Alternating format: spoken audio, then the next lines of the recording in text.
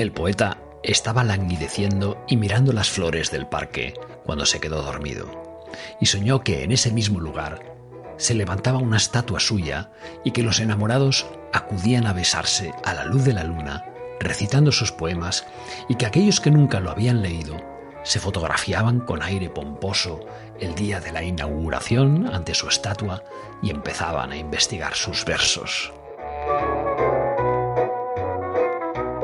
Y el poeta despertó sobresaltado, tuvo miedo, volvió a su casa y quemó uno a uno todos sus poemas. Este microrrelato se titula El sueño del poeta. Lo he encontrado en la web islabahía.com y lo ha escrito una tal Anabel. Y hoy, precisamente en este capítulo 82 de Todo deja marca, hablamos de storytelling, o como prefiero llamarlo, de relato. Y es que todo está envuelto en un relato. ¿Cuál es el tuyo?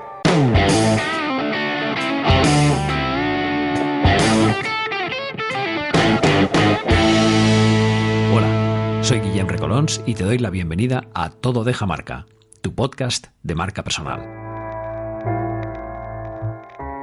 Y por si es tu primera vez, te cuento que este podcast trata de marca personal, de su proceso de gestión, lo que conocemos como personal branding, de relato personal, comunicación personal, propuesta de valor y todo lo que nos ayude a conocernos mejor, diseñar nuestra estrategia y nuestro plan de visibilidad.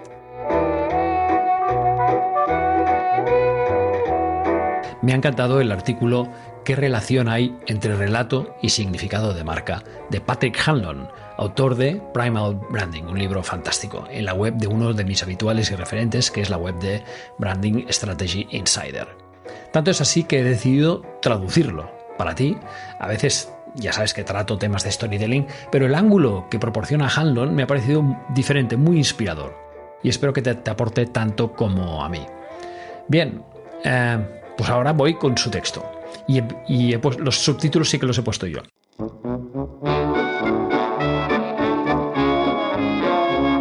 Nacer ya es un relato. Nacemos con un relato. Desde el momento en que nos lanzamos de cabeza al mundo, se nos unge con un nombre. Luego se nos dice que somos un hijo, una hija, una hermana, un primo, un nieto. Ahí está tu cama, ahí está tu habitación, ahí está tu casa. Formamos parte de una familia, de un hogar, de un edificio, de una calle, de un campamento, de un barrio, de un pueblo, de una ciudad, de una metrópolis, de un estado, de una región, de un país, de una patria, de un continente, de un planeta que gira alrededor del Sol, que se desplaza por un universo en expansión. Nos dan los nombres de las cosas y nos dicen si son buenas o malas. Empezamos a nombrar otras cosas para identificarlas. Clasificamos y colocamos todo en grupos. Construimos nuestro mundo hasta que se convierte en todo lo que nos rodea, rodeado de todo lo que no es. Identificamos las cosas porque hasta que no se les da un nombre, no tienen sentido, no existen. Todo empieza por un nombre. Todo lo que conocemos comienza con un nombre seguido de un relato. Esto no es solo una roca, es un tipo de roca, es un ágata. Es un nombre general para el cuarzo microcristalino y mineraloide moganita. Ahí va, ¿eh? Es una roca lunar. Es la roca que David utilizó para matar a Goliat. Es la roca de las edades. Fijaros, puro relato, no es solo una roca. Los padres, los profesores y la sociedad nos dicen cómo encajar en su mundo, cómo convertirnos en clavijas cuadradas para sus agujeros cuadrados. Nos liman asperezas y nos dicen cómo encajar, al tiempo que, paradójicamente, ensalzan a los que sobresalen. Nos dicen en qué somos buenos y en qué somos malos. Si tienes suerte, tienes la oportunidad de deshacer todo ese equipaje y volver a empaquetarlo. Y aún así, no son más que relatos. La vida está rodeada de una serie de historias en las que crees y que te ayudan a creer en ti mismo y en el mundo que te rodea. Los relatos crean mundos personales que luego se entretejen y se convierten en el tejido social. Pero, cuál es el poder de los relatos? También están los relatos que nos cuentan los demás y los que nos contamos a nosotros mismos. ¿Cuáles nos debilitan y cuáles nos fortalecen? Útiles o perjudiciales, solo son relatos. Si no te gusta la historia, siempre puedes dejarla y empezar una nueva. Los relatos se pueden contar, pero también se pueden destrozar, romper y olvidar. Las viejas historias pueden ser sustituidas por otras, por nuevas historias. Yo diría que muchos de los problemas sociales y de salud mental que sufren las personas son el resultado de creer en malas historias. Los relatos con significado retumban las partes racionales y emocionales de nuestro cerebro. Los relatos ayudan a que las cosas tengan sentido, nos ayudan a entender nuestro mundo y nuestro lugar en él. Estas historias se hacen creíbles y son el eje de un sistema de creencias. Los relatos son el mito del origen, el credo, los iconos, los rituales, el léxico, los no creyentes y el liderazgo nos envuelve sistemáticamente y abraza nuestro núcleo humano. Nos nutren y los amamos por ello. Si se cuenta una gran historia, no nos cansamos de ella. A veces, la gente se despierta y se encuentra participando en el relato de otra persona. Nuestra cultura nos enseña a ser dignos de un trabajo, a conseguir un buen trabajo, a ser aprendices de nosotros mismos. En la raíz de ese estrecho túnel de la exigencia está la demanda de apegarnos a una carrera, a un trabajo para desvincularnos deliberada y voluntariamente de nuestra propia historia y convertirnos en parte de la historia de otra persona. El caso es que, aunque tengas un trabajo increíble en una empresa increíble, si trabajas en Ford, eres parte de la historia de Henry Ford. ¿Tienes un gran trabajo en Apple? Estupendo, pero estás completando la historia de Steve Jobs, ayudando a hacer su mella en el universo. Eso se conoce como la crisis de la mediana edad. La clave aquí está en escribir tu propia historia. Tu libertad es la autosuficiencia, independencia, seguir tu propio camino. Y ahora veremos qué relación hay entre el relato y la marca. El relato que construyes a tu alrededor es eso que se llama marca. En realidad, tu marca es la comunidad de personas que te rodean, porque ellos cuentan las historias, tus historias. Y lo mismo ocurre con los productos o servicios o conceptos o ideas. Todo lo que nombramos, si queremos que tenga sentido, necesita un relato. Sin él, las cosas no tienen contexto, ni comprensión, ni significado. La gente no nos entiende y mucho menos se preocupa por nosotros. Sin la historia y el contexto que ésta proporciona, somos irrelevantes. Pensemos en un cuadro, en un lienzo. Eran meras salpicaduras de pintura sobre el lienzo, hasta que se le dio un nombre: expresionismo abstracto. O eran thrillers de poca monta hasta que se les puso la etiqueta de Pulp Fiction. Palabras, palabras, palabras. Relato sobre relato sobre relato. Los resultados son existenciales. ¿Vivimos en Matrix? ¿Es la realidad real? ¿Somos experimentos de nuestra propia invención? ¿Existe siquiera un propósito detrás del propósito? Nuestros cerebros, con 2 millones de años de antigüedad, fueron diseñados para ayudarnos a sobrevivir en los senderos del bosque y en las llanuras de las montañas, matando arañas y mamuts gigantes.